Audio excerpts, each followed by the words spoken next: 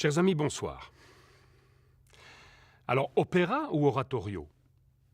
La question n'est ni absurde ni étrange en une époque, en cette deuxième moitié du XIXe siècle, où fleurissaient des oratorios d'inspiration profane. On songe à la damnation de Faust de Berlioz, pour ne citer qu'un exemple célèbre. Alors que les sujets bibliques, de Moïse de Rossini à Nabucco de Verdi, en passant par la Juive de Méhul, la reine de Saba de Gounod, se voyaient débarquer sur les scènes théâtrales.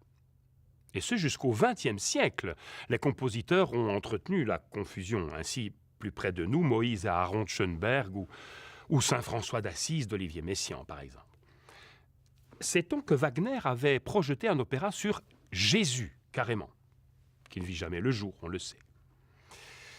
Alors, le thème de Samson et Dalila inspira de nombreuses œuvres à travers l'histoire de l'art.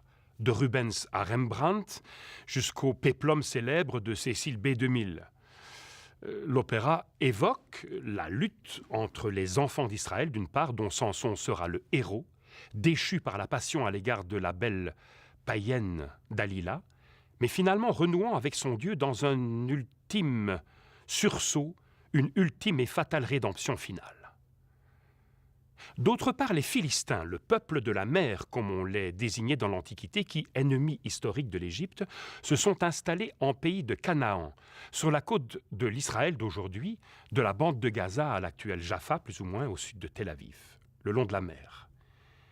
Et savoir que du mot philistin découlent les mots Palestine, palestinien, c'est dire que l'histoire complexe de l'occupation de la terre en cette région remonte à la nuit des temps.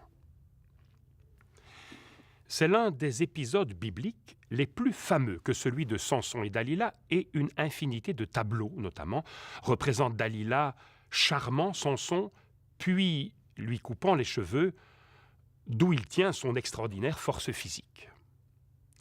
En 1733, Voltaire et Rameau forgent même le projet de collaborer pour une tragédie lyrique consacrée aux héros bibliques. En 1866, Saint-Saëns donc découvre le livret de Voltaire et commence à travailler à un opéra sur Samson et Dalila qui profiterait de ce thème religieux pour renouer avec les traditions du grand oratorio, opéra, une sorte d'opéra non représenté souvent sur un thème religieux, comme par exemple le Messie de Handel ou Paulus, Élias de Mendelssohn, ou encore le Christus de Liszt que Saint-Saëns admire profondément. Par le choix de cet épisode de l'Ancien Testament, le Samson et Dalila de Saint-Saëns résonne avec l'oratorio du même nom, bien sûr, composé par Handel en 1743. Mais les approches dramatiques sont pourtant fort différentes. Bien qu'ils s'inspirent tous deux du chapitre 16 du livre des Juges de l'Ancien Testament, Handel consacre son œuvre au supplice de Samson, un épisode qui n'occupe que 10 minutes chez Saint-Saëns. Dalila, qui tient une place fondamentale, par contre, chez le compositeur français, n'apparaît que dans des souvenirs chez Handel. Alors, l'ambiguïté formelle de Samson et Dalila, opéra ou oratorio, tient notamment à la présence marquée du chœur, particulièrement au premier et au troisième acte de l'ouvrage. Le procédé n'est pas nouveau. Certes, le XIXe siècle, et plus particulièrement le grand opéra à la française, n'ont pas attendu Saint-Saëns pour faire usage de la masse chorale. Meyerbeer, mais aussi Ambroise Thomas, Bizet ou Gounod ont ponctué leurs opéras de scène avec chœur. Mais ce dernier, cependant, voit généralement chez ses compositeurs son rôle limité à une fonction décorative.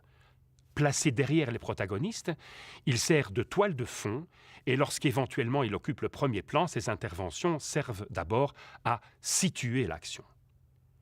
Dans Samson et Dalila, au contraire, le chœur est promu personnage à part entière.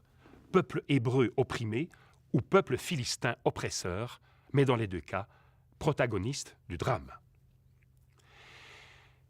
Dalila, tout comme Carmen dans l'opéra de Georges Bizet, est une femme puissante, de caractère et de voix, telle que la société de la fin du XIXe siècle commençait à les célébrer. Ce sont deux opéras quasi jumeaux d'ailleurs, que Carmen et Samson. Ainsi, Carmen est donnée pour la première fois en 1875 à l'Opéra Comique de Paris, soit 2 ans avant Samson et Dalila, créé en Allemagne à Weimar en 1977. L'Opéra de Paris était trop frileux à l'époque pour aborder ce sujet sulfureux en plein retour du religieux et de la bienséance qui a caractérisé la deuxième moitié du XIXe.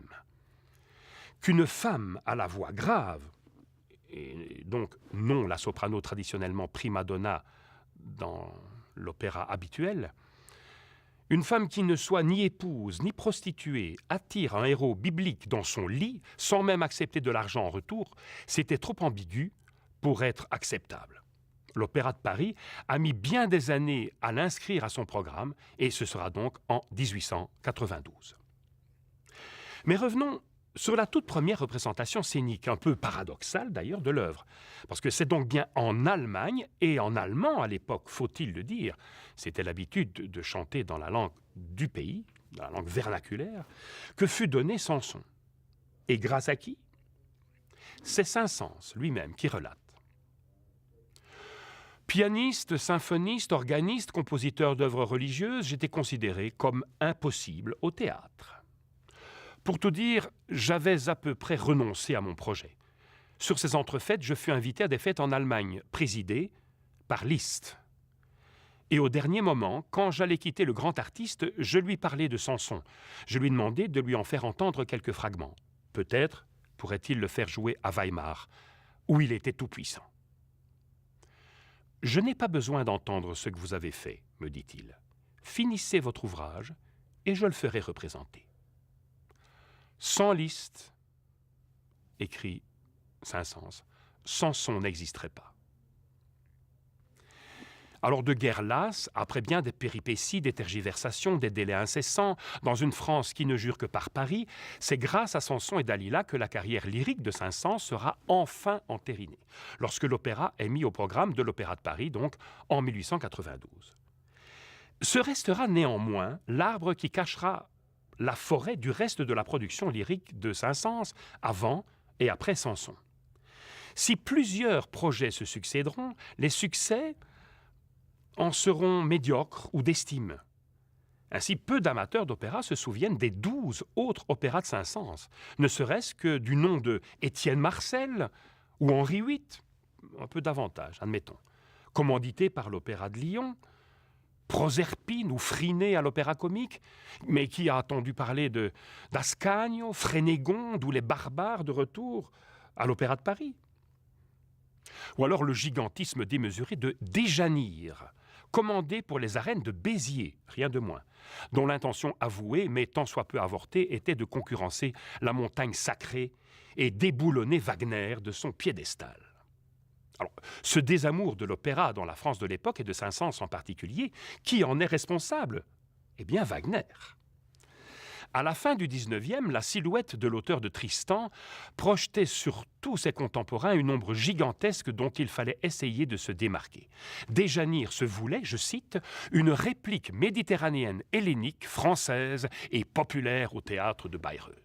Ainsi, l'opéra Les Barbares de Saint-Saëns, destiné originellement au théâtre antique d'Orange et finalement créé en 1901 au Palais Garnier, aurait souffert de la comparaison avec Siegfried, représenté en même temps sur la même scène.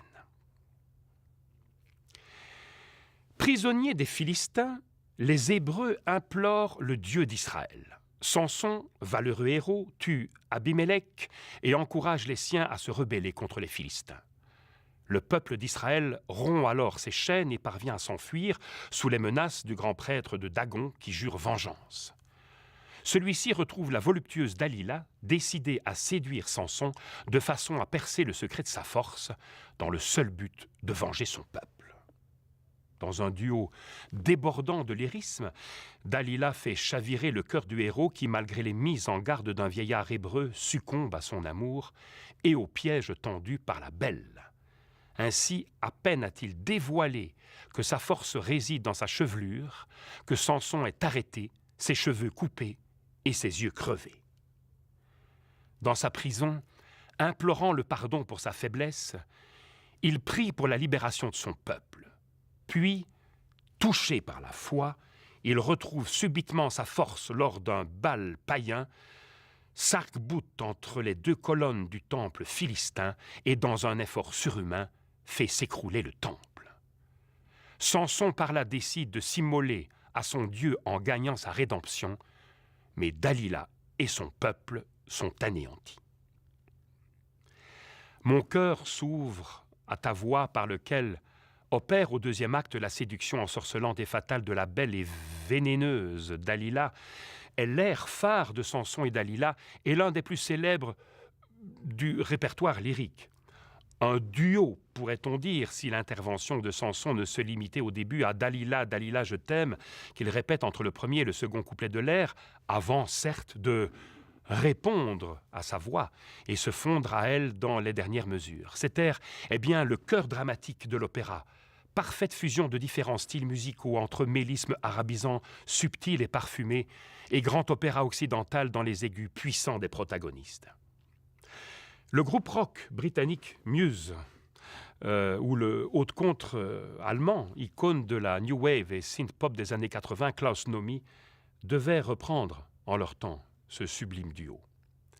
Avec l'autre air de Dalila, Printemps qui commence au premier acte et le très fameux ballet orientalisant du troisième, la célèbre Bacchanale, ce duo pourrait donner l'illusion que Samson et Dalila nous est étrangement familier et que nous le connaissons par cœur.